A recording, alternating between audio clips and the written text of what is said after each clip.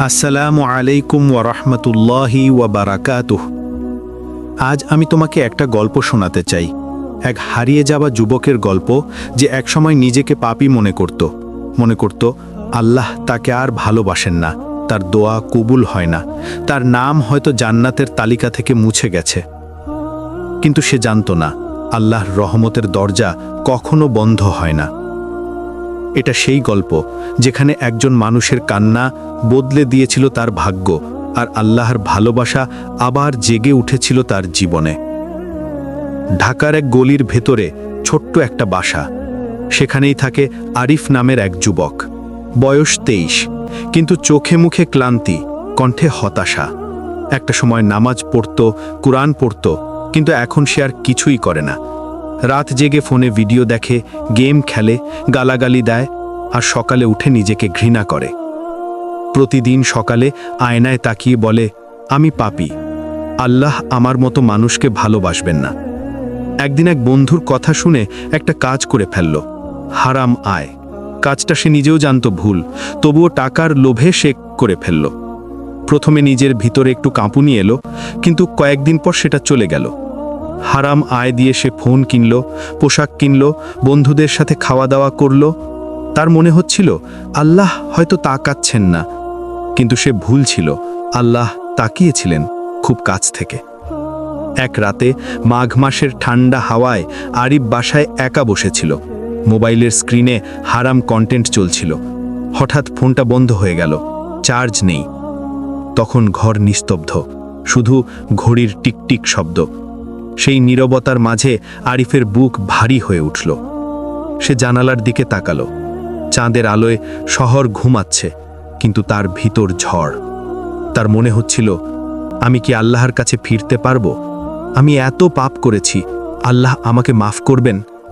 সে চুপচাপ বসেছিল, চোখ দিয়ে পানি পড়ছিল। তারপর হঠাৎ তার মনে পড়ল, একদিন মসজিদের হুজুর বলেছিলেন, আল্লাহ তাআলা বলেন, হে আমার বান্দারা, যারা নিজেদের উপর জুলুম করেছ, তোমরা আল্লাহর রহমত থেকে নিরাশ হইও না, নিশ্চয়ই আল্লাহ সব গুনাহ মাফ করে দেন। এই আয়াতটা যেন তার হৃদয়ে আগুন জ্বেলে দিল। সে কাঁদতে কাঁদতে সেজদায় পড়ে গেল। বহু বছর পর সে আল্লাহর সামনে মাথা রেখেছিল, আর সে বলল, ইয়া আল্লাহ, আমি ফিরে আসতে চাই, আমাকে মাফ করে দিন। আমি সত্যিই ক্লান্ত, আমি আর হারাম চাই না। পরদিন ভোরে সে ফজরের আজান শুনল। অনেকদিন পর মসজিদের দিক থেকে ভেসে আসা সেই আওয়াজ তার হৃদয় ছুঁয়ে গেল। সে এক মুহূর্তের জন্য দ্বিধায় পড়ল, যাবে কি না। তারপর মনে হলো, যে আল্লাহ আমাকে ডেকেছেন, আমি কি মুখ ফিরিয়ে নিতে পারি? সে উঠে অজু করল। ঠান্ডা পানি তার মুখে পড়তেই সে যেন নবজন্ম পেল। তারপর ধীরে ধীরে মসজিদের পথে হাঁটল।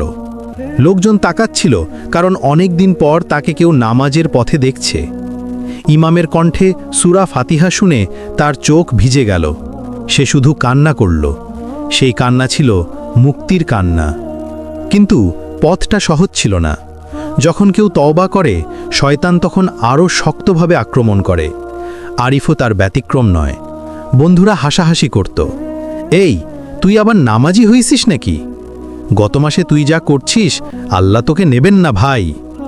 এই কথাগুলো তার হৃদয়ে ছুরি হয়ে বিঁধত, কিন্তু সে চুপ করে থাকত, কারণ সে এখন জানে আল্লাহর কাছে সে ফিরে এসেছে। মানুষ কি বলল সেটা মুখ্য নয়। সে ধীরে ধীরে হারাম কাজগুলো ছেড়ে দিল। আয় কমে গেল, কষ্ট বাড়ল, তবুও তার অন্তরে শান্তি আসলো। রাতে আর ঘুমাতে ঘুমাতে কাঁদত না, কারণ এখন সে জানে আল্লাহ তার পাশে আছেন। একদিন মসজিদে নামাজ শেষে সে দেখল এক বৃদ্ধ হুজুর একা বসে আছেন। আরিফ কাছে গিয়ে সালাম দিল। হুজুর মুচকি হেসে বললেন, বাবা, তোমার চোখ লাল কেন? আরিফ কিছুক্ষণ চুপ থেকে বলল, আমি অনেক পাপ করেছি হুজুর, এখন নামাজ পড়তে ভয় লাগে, মনে হয় আল্লাহ আমাকে মাফ করবেন না। হুজুর একটু হেসে বললেন, তুমি জানো শয়তান কাকে সবচেয়ে বেশি ভালোবাসে? সেই মানুষটাকে যে তওবা করতে চায় কিন্তু ভাবে আমি অযোগ্য। আল্লাহ বলেন, যদি তোমার গুনাহ আকাশের সমানও হয়, তবুও তুমি যদি তওবা করো, আমি মাফ করব।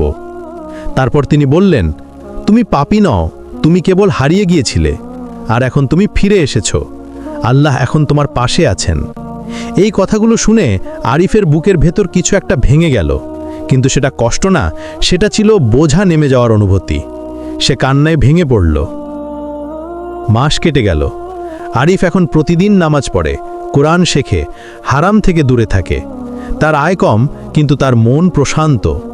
একদিন সে পুরনো সেই ফোনটা বিক্রি করে দিয়ে বলল, আমি এখন আল্লাহর পথে চলব, আর কিছু চাই না। তার মা একদিন বলল, বাবা, আমি তো ভাবতাম তুই আর ফিরবি না। আরিফ হেসে বলল, আম্মু, আল্লাহ যার হৃদয়ে আলো দেন তাকে কেউ থামাতে পারে না। একদিন রাতে সে আবার সেজদায় পড়ল। সে বলল, ইয়া আল্লাহ, আমি হারাম জীবন ছেড়ে এসেছি, এখন আপনি আমার জন্য হালাল রিজিকের দরজা খুলে দিন। 2 সপ্তাহ পর এক আত্মীয় ফোন করল, একটা হালাল অনলাইন কাজ আছে, তুই কি করতে চাস? এ যেন অলৌকিক ব্যাপার। আরিফ চোখ মুছে বলল, সুবহানাল্লাহ, আমি বুঝতে পারি এখন আল্লাহ যার দোয়া শোনেন না এমন কেউ নেই। বছরখানেক পর আরিফ এখন তরুণদের ইসলামী শিক্ষা দেয়। সে সবসময় বলে, আমি একসময় ভাবতাম আমি পাপী, কিন্তু আজ বুঝেছি আল্লাহ কাউকে ফেলে দেন না। তুমি যত পাপী হও না কেন, আল্লাহ তোমার অপেক্ষায় আছেন, তুমি শুধু ফিরে এসো।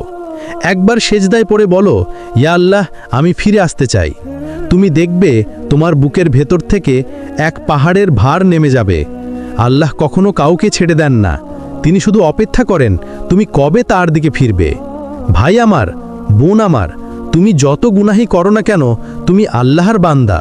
তুমি পাপী না, তুমি শুধু ভুল পথে গিয়েছিলে, আর তোমার জন্য আল্লাহর দরজা এখনও খোলা। আজ রাতে এই সেজদায় পড়ে বলো, ইয়া আল্লাহ, আমি ফিরে আসতে চাই। তুমি দেখবে তোমার বুকের ভেতর থেকে এক পাহাড়ের ভার নেমে যাবে।